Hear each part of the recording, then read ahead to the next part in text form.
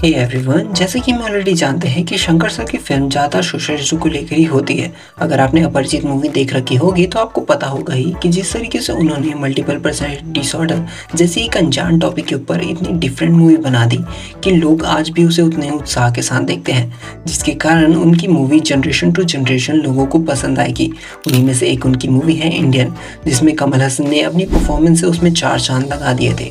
तो कहानी की शुरुआत होती है एक बहुत ही सस्पेंसफुल मर्डर के साथ, जहां कमल हसन के ही कैरेक्टर इंडियन यानी कि सेनापति एक घूस लेने वाले पब्लिक सर्वेंट के प्राण ले लेते हैं और फिर उसके बाद वो एकदम से ही गायब हो जाते हैं। जहां फिर पुलिस आती है और अपना इन्वेस्टिगेशन शुरू करती है।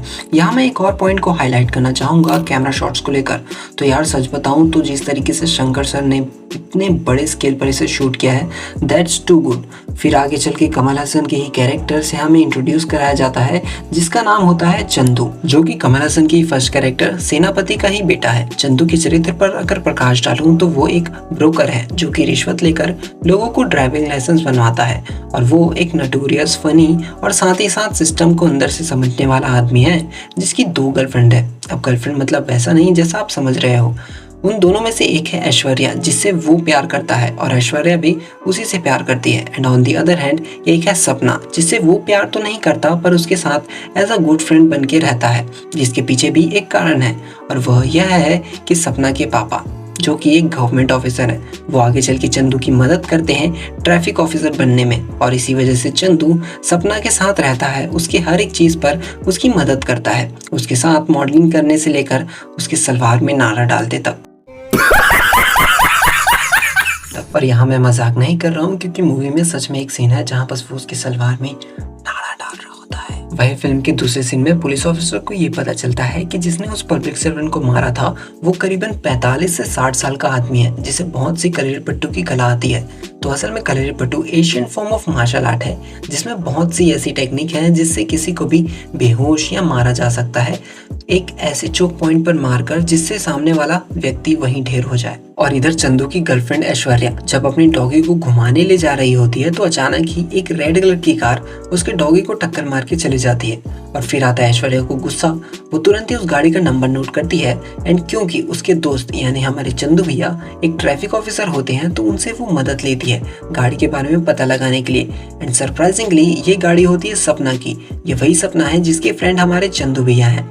फिर वहाँ से जो कियोस शुरू होता है इनके मिलने बिछड़ने का, फिर वहाँ से एक लव ट्रायंगल का कैरेक्टर शिफ्ट हमें इन तीनों के बीच देखने को मिलते हैं, यानी कि चंदू, सपना एंड ऐश्वर्या के बीच। अब बात कर लेते हैं सेनापति के बारे में। तो सेनापति असल में एक बहुत ही सीरियस कैरेक्टर है। वो असल में फ्रीडम फाइटर थे, जो कि सुभाष चंद्र बोस जी के आजाद हिंद फौज के ही एक मेंबर थे, जिन्होंने ब्रिटिशर्स के खिलाफ कई सारे हमले किए।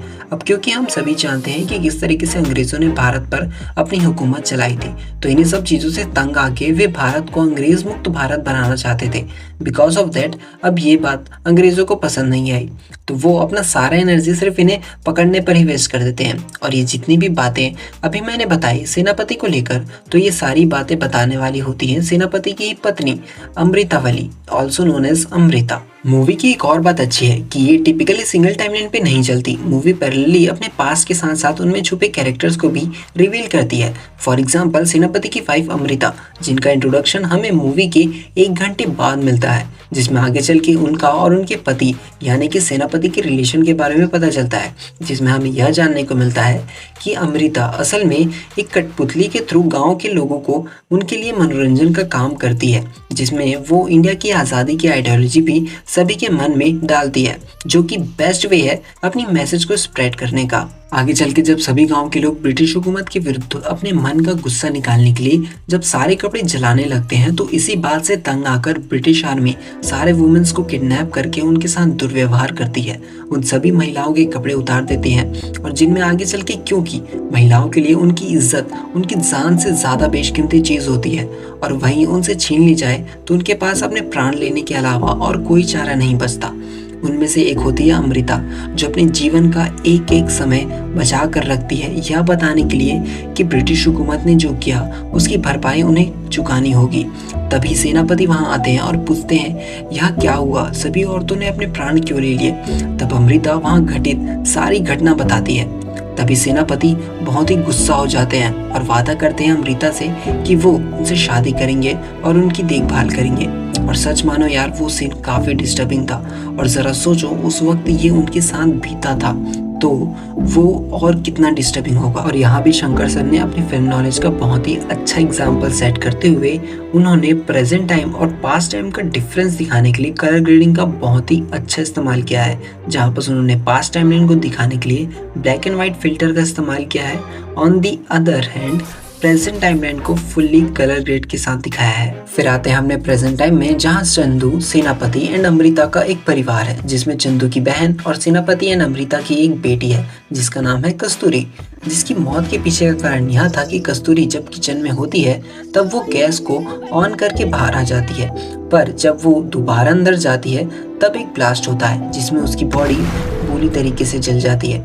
फिर जब सेनापति एंड अमृता उसे लेकर हॉस्पिटल जाते हैं तो वहाँ डॉक्टर्स भी उसका ट्रीटमेंट करने की बजाय पुलिस से परमिशन लाओ, यहाँ से परमिशन लाओ, वहाँ से परमिशन लाओ कहते हैं, जिसकी वजह से सेनापति को थक हार कर जगह जगह भटकना पड़ता है, जिसके कारण काफी समय बीत जाता है और उनकी बेटी की मृत्यु हो जाती है। और इन्हीं सब चीजों से तंग आकर वो अकेले ही पूरी सिस्टम को साफ करने के लिए सोचते हैं और निकल पड़ते हैं देश को अंदर बैठे रिश्वतखोर ऑफिसर्स को उनकी ड्यूटी बताने के लिए, मतलब कि उन्हें उनकी कर्तव्य बताने के लिए, जिनमें वो साम दाम दंड भेद हर चीज का इस्तेमाल करते हैं। लेकिन वो ये नहीं जानते थे कि जिस बुराई को वो खत्म करना चाहते हैं उसी बुराई का शिकार हो चुका है उनका खुद का बेटा चंदू। जैसा कि मैंने शुरू में ही बताया था कि चंदू भी उसी सिस्टम का पार्ट है जिससे ये दुनिया चलती है, दैट इज करप्शन। तो आगे चल के जब चंदू की एक ट्रैफिक ऑफिसर होने के नाते जिसकी ये ड्यूटी बनती थी कि रोड में जितनी भी व्हीकल्स हैं उसके पार्ट को अच्छे से चेक करना, तो वो भी कुछ पैसों के लालच में आके एक बस को परमिशन दे देता है जिसके सारे पार्ट्स ठीक से काम नहीं कर रहे होते, यहाँ तक कि उसके ब्रेक्स भी फेल थे। तो आगे चल के यही बस एक स्कूल बस बनती है जिसमें कुछ 40 बच्चे बैठे होते हैं। तब आके क्योंकि बस में बहुत सी प्रॉब्लम्स थी तो उसका एक्सीडेंट हो जाता है और सारे बच्चे मारे जाते हैं, जो कि काफी इमोशनल सीन था। अब इसी हादसे के बाद चंदू काफी घबरा जाता है तो वो फिर वही गलती करने लगता है, यानी कि डॉक्टर्स पुलिस ऑफिसर्स को रिश्वत देने की कोशिश करता है और यही साबित करने की कोशिश करता है कि जो एक्सीडेंट हुआ था उसके पीछे असल में ड्राइवर रीजन था, यानी कि ड्राइवर नशे में गाड़ी चला रहा होता है। हालांकि वो सच में नशे में गाड़ी नहीं चला रहा होता, लेकिन चंद्र बोस अपने आप को प्रोटेक्ट करने के लिए ऐसा काम करने की कोशिश करता है।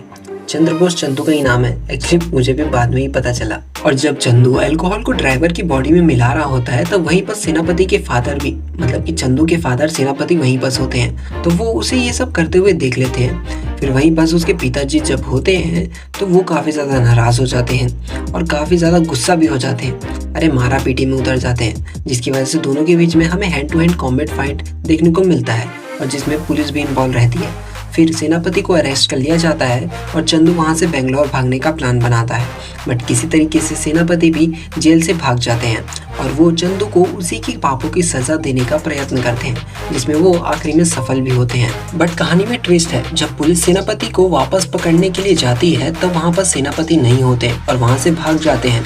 फिर किसी दिन एक पुलिस ऑफिसर को फोन आता है सेनापति का ही, जहाँ वो कहते हैं कि जब जब देश में अपराध बढ़ेगा तब तब वो वापस आएगा और हिंदुस्तानी की आवाज़ कभी नहीं रुकेगी। और यहाँ हो जाता है मूवी का एंड। और यहाँ हमें सेम चीज़ हमें इंडियन 2 के टीजर में भी देखने को मिलता है, जिसमें सेनापति यही बात दोबारा कहते हैं। तो मुझे तो मूवी काफ़ी ज़्यादा पसंद आई, आपको कैसी लगी ये कमेंट करके ज़रूर बताना। हाँ, देखा जाए तो मूवी थोड़ी सी लंबी है, मुझे तो 3 बार ब्रेक लेना पड़ा था मूवी कंप्लीट करने के लिए, और आपको कितने बार लेना पड़ा ये भी कमेंट करके बता देना। हालांकि मिलते हैं आपसे नेक्स्ट वीडियो में, और हमेशा की तरह thanks for watching this video.